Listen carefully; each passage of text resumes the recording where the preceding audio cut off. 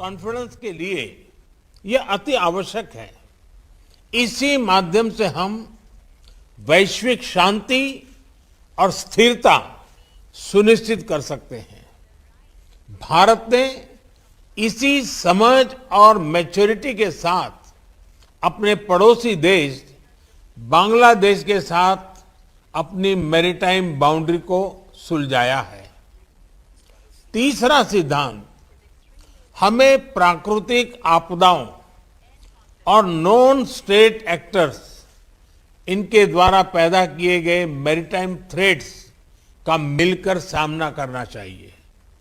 इस विषय पर क्षेत्रीय सहयोग बढ़ाने के लिए भारत ने कई कदम लिए हैं।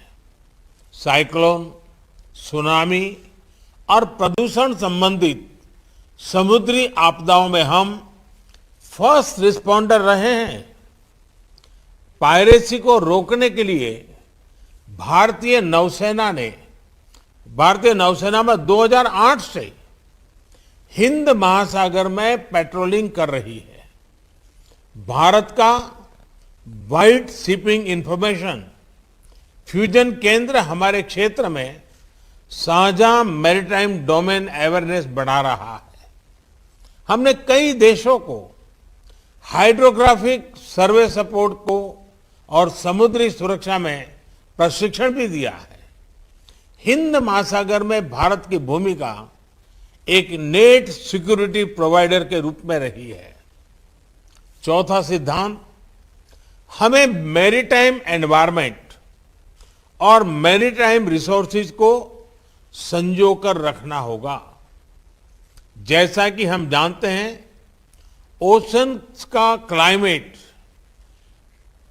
क्लाइमेट पर सीधा इंपैक्ट होता है और इसलिए हमें अपने मैरीटाइम एनवायरनमेंट को प्लास्टिक्स और ऑयल स्पिल्स जैसे प्रदूषण से मुक्त रखना होगा और ओवरफिशिंग और मैरीन पोचिंग के खिलाफ साझा कदम उठाने होंगे।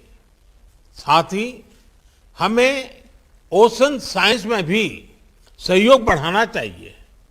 भारत ने एक महत्वाकांक्षी डीप ओशन मिशन लॉन्च किया है।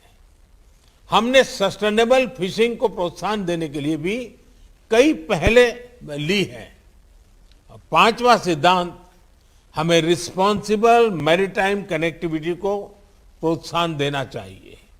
यह तो स्पष्ट है कि समुद्री व्यापार को बढ़ाने के लिए इंफ्रास्ट्रक्चर का निर्माण आवश्यक है, लेकिन ऐसे इंफ्रास्ट्रक्चर प्रोजेक्ट्स के डेवलपमेंट में देशों की फिस्कल सस्टेनेबिलिटी और एब्सॉर्प्शन कैपेसिटी उसको भी ध्यान में रखना होगा। इसके लिए हमें उचित वैश्विक नॉर्म्स और स्टैंडर्ड्स बनाने चाहिए। एक्सेलेंसीज, मुझे विश्वास है इन 5 सिद्धांतों के आधार पर मैरीटाइम सिक्योरिटी कोऑपरेशन इसका एक वैश्विक रोड मैप बन सकता है। आज की ओपन डिबेट की उच्च और सक्रिय भागीदारी यह दिखाती है कि यह विषय सुरक्षा परिषद के सभी सदस्यों के लिए महत्वपूर्ण है। इसके साथ मैं एक बार फिर आपकी उपस्थिति के लिए आपका आभार व्यक्त करता हूं। धन्यवाद।